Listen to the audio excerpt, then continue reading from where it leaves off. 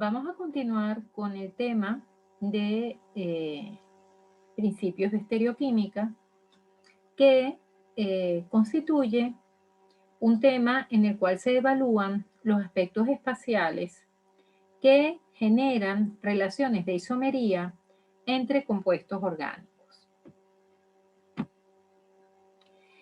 La estereoquímica es un área de la química que estudia y comprende las consecuencias que se pueden tener en cuanto a la disposición de los átomos de una molécula en el espacio.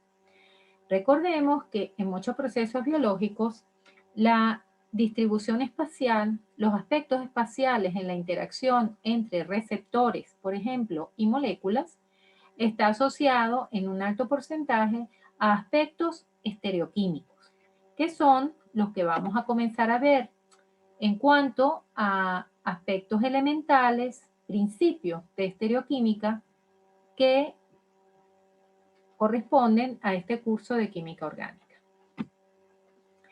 Antes de entrar de lleno en el concepto de estereoquímica y el manejo de los aspectos asociados, los conceptos asociados a la estereoquímica, vamos a repasar lo que es un isómero.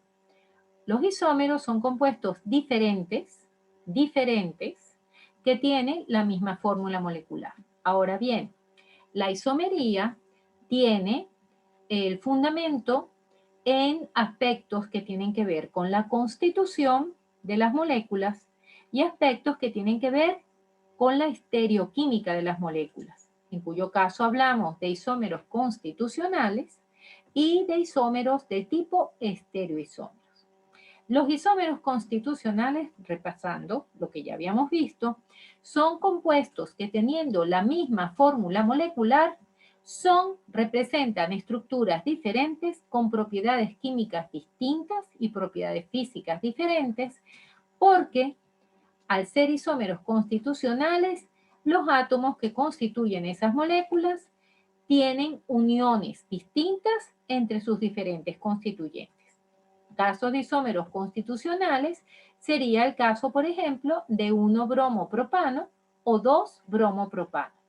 1-bromopropano tiene la unión del bromo en un carbono que ocupa un lugar diferente en la cadena carbonada con respecto, por ejemplo, al 2-bromopropano.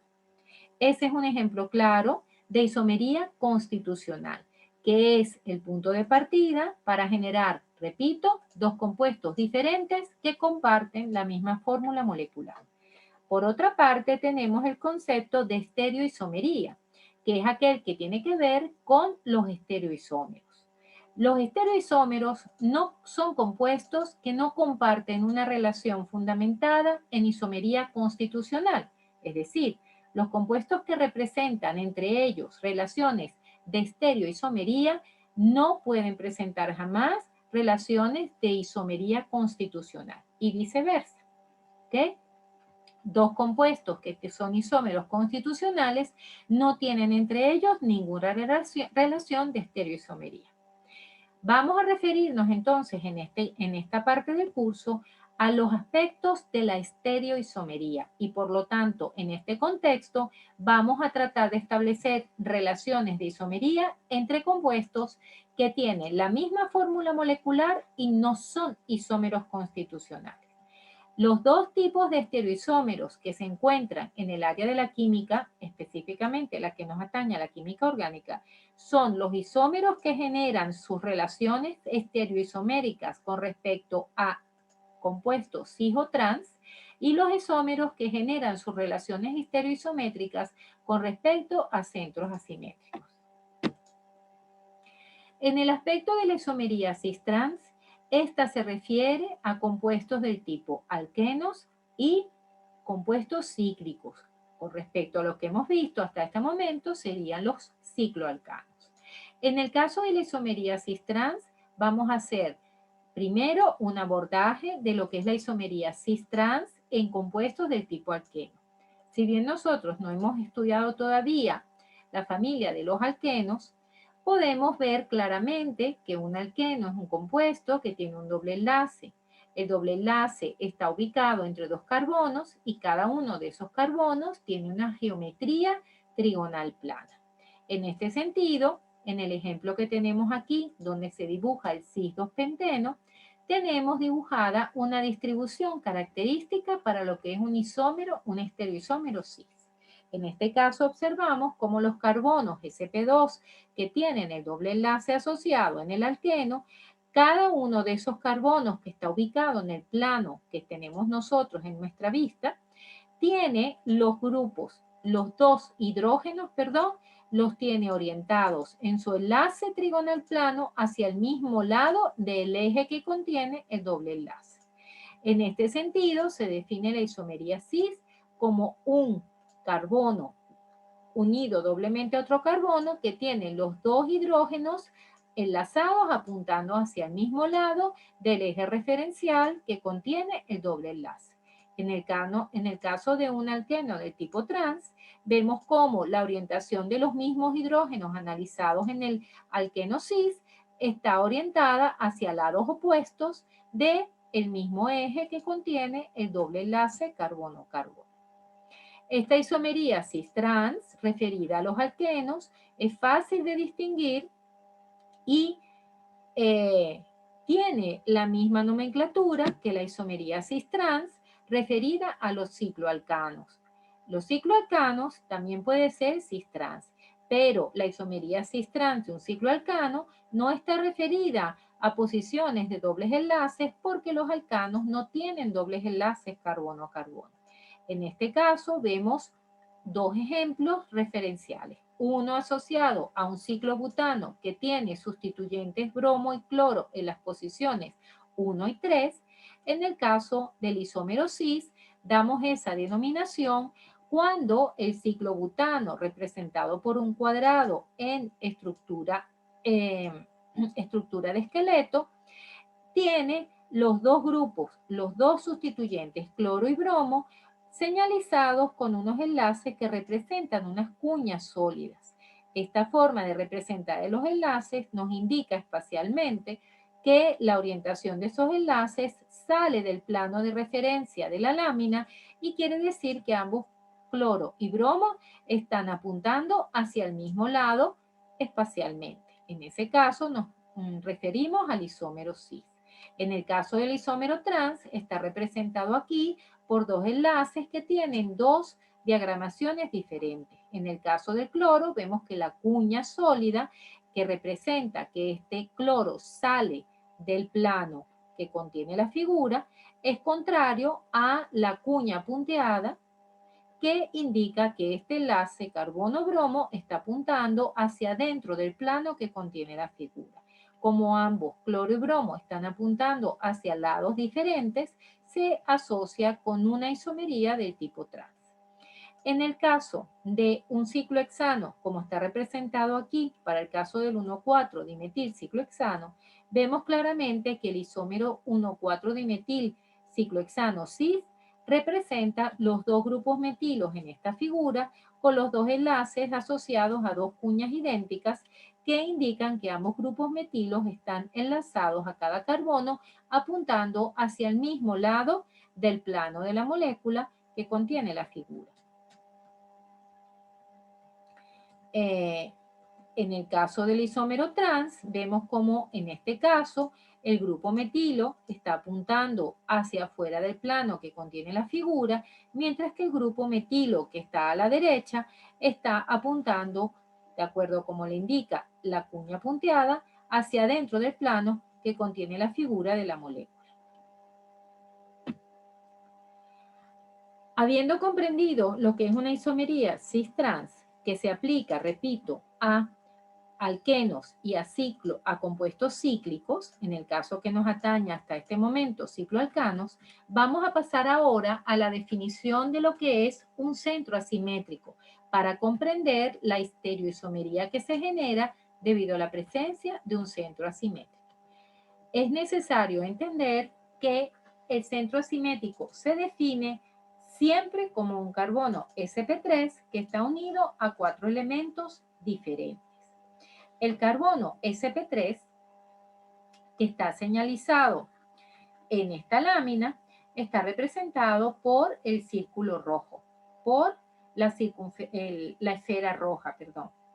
La esfera roja no, la esfera negra. Esta esfera negra que indica un carbono sp3, como está unido a 4 elementos o 4 grupos distintos señalizados por colores, rojo, azul, verde y amarillo, define automáticamente un centro asimétrico. Así definimos que un carbono sp3 unido a 4 núcleos o grupos diferentes se define como centro asimétrico.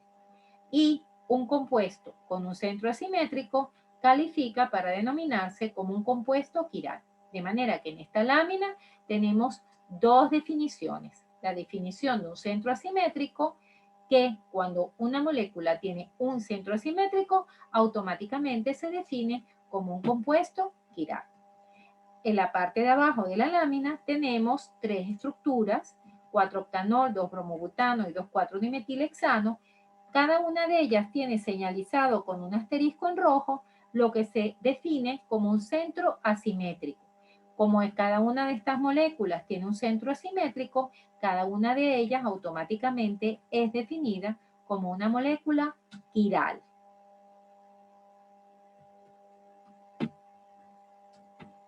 Un centro estereogénico es un concepto que también debemos aprender. Un centro estereogénico es un átomo en un compuesto que es responsable por un aspecto de estereoisomería.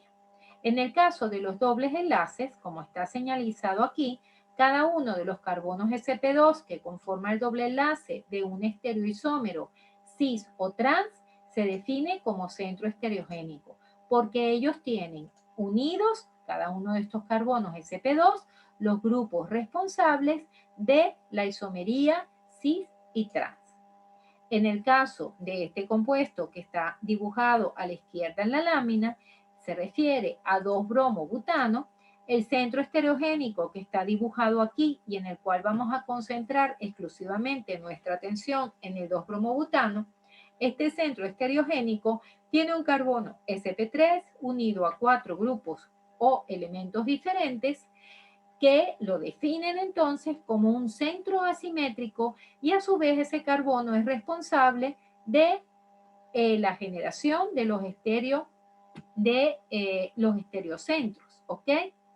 Y dan origen a la estereoquímica. Por lo tanto, en estos compuestos tenemos, en el caso del 2-bromobutano, un centro asimétrico y a su vez ese centro asimétrico es el centro estereogénico. En el caso del alqueno, recordemos que no tenemos un centro asimétrico, pero sí tenemos un centro estereogénico. ¿Por qué?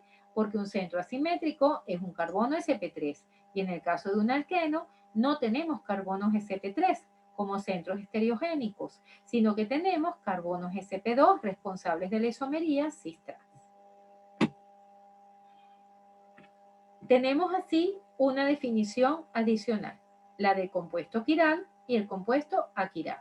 Un compuesto quiral se define como un compuesto cuya imagen de espejo no se puede superponer con el mismo en todos los puntos equivalentes. Un compuesto aquiral es un compuesto cuya imagen de espejo sí se puede superponer con todos los puntos equivalentes de la molécula. De esta manera, aquí tenemos en esta lámina el compuesto 2-bromobutano. Aquí hemos representado el compuesto 2-bromobutano representando en perspectiva solamente referenciado al carbono, que es un centro asimétrico.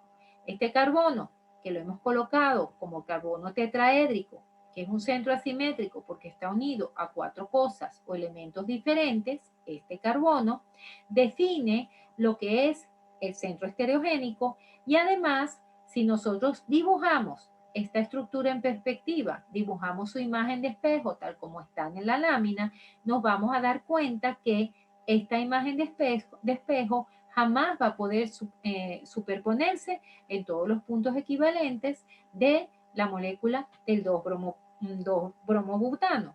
Por esta razón, al ser la imagen de espejo no superponible para el 2-bromobutano, afirmamos que la molécula es un compuesto quiral.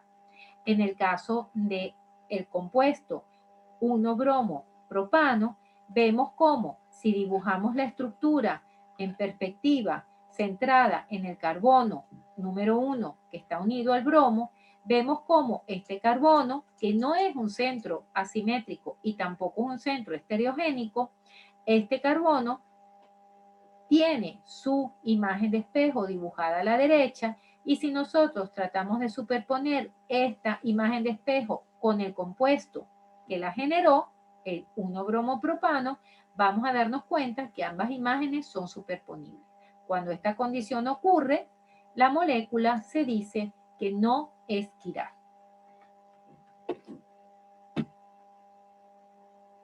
Vamos a introducir ahora el concepto de enantiómeros. ¿Qué es un enantiómero? Los enantiómeros son siempre parejas de compuestos que guardan una relación de isómeros, en este caso isómeros enantiómeros, y que esa relación se debe a que cada uno de esa pareja de compuestos representa cada uno la imagen de espejo del otro, y la condición sine qua non es que no se pueden superponer en todos sus puntos equivalentes. Cuando esta condición ocurre, decimos que la pareja de compuestos son enantiómeros. Una cosa que hay que destacar nuevamente es que los enantiómeros no son en absoluto isómeros constitucionales. Antes de seguir adelante, vamos a abrir un pequeño espacio para introducir el concepto de objetos quirales y aquirales.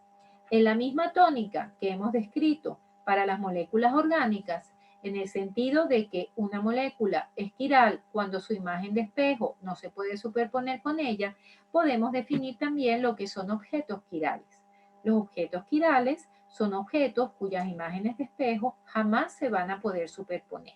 Objetos quirales son nuestras manos, objetos quirales son nuestras orejas, objetos quirales es la cabina de un auto, y objetos no quirales son objetos que, por ejemplo, son sillas, ¿ok?, tenedores y vasos sin ningún tipo de dibujo o grabado sobre ellos. ¿Cuál es la condición más destacada para nosotros poder afirmar que un objeto o una molécula es o no es quiral? Es la identificación de un plano de simetría en la molécula en cuestión.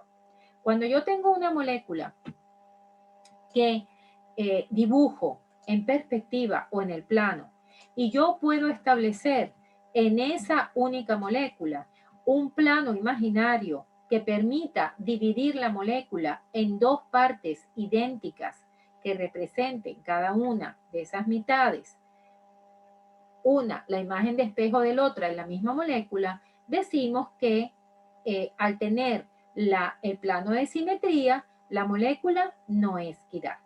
Cuando el plano de simetría es imposible de establecer en una molécula, afirmamos que la molécula es quiral.